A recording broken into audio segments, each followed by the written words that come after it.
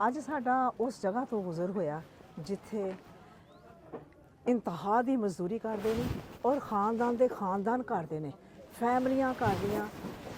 ਫੈਮਲੀਆਂ ਤੋਂ ਮੁਰਾਦ ਕਿ ਉਹਨਾਂ ਦੀਆਂ ਔਰਤਾਂ ਵੀ ਕਰਦੀਆਂ, ਉਹਨਾਂ ਦੇ ਬੱਚੇ भी करते। वो पट्ठा मजदूर। अस्सलाम वालेकुम, कैसे हो बच्चों? ठीक हो? बोलो बोलो, ठीक है हैं? आप पढ़ते हो हैं? नहीं पढ़ते। ਇਹ ਬੱਚੇ ਨਹੀਂ ਪੜ੍ਹਦੇ। ਇਹ ਸਾਡੇ ਮੁਆਸ਼ਰੇ ਦਾ ਹਿੱਸਾ ਵਾ। ਇਹਨਾਂ ਦਾ ਵੀ ਹੱਕ ਬਣਦਾ ਵਾ ਕਿ ਇਹ ਵੀ ਬੱਚੇ ਪੜ੍ਹਨ, ਇਹ ਵੀ ਕੋਈ ਆਪਣਾ ਫਿਊਚਰ ਬਣਾਉਣ। ਲੇਕਿਨ ਇਹਨਾਂ ਦੇ ਮੁਕੱਦਰਾਂ 'ਚ ਆਪਣਾ ਫਿਊਚਰ ਬਣਾਉਣਾ ਨਹੀਂ ਲਿਖਿਆ, ਕਿਉਂਕਿ ਇਹਨਾਂ ਦੇ ਮਾਂ-ਬਾਪ ਕੰਮ ਕਰਦੇ ਨੇ। ਇਹ ਬੱਚੇ ਵੀ ਆਪਣੇ ਮਾਂ-ਬਾਪ ਦੇ ਨਾਲ ਕੰਮ ਕਰਦੇ ਨੇ।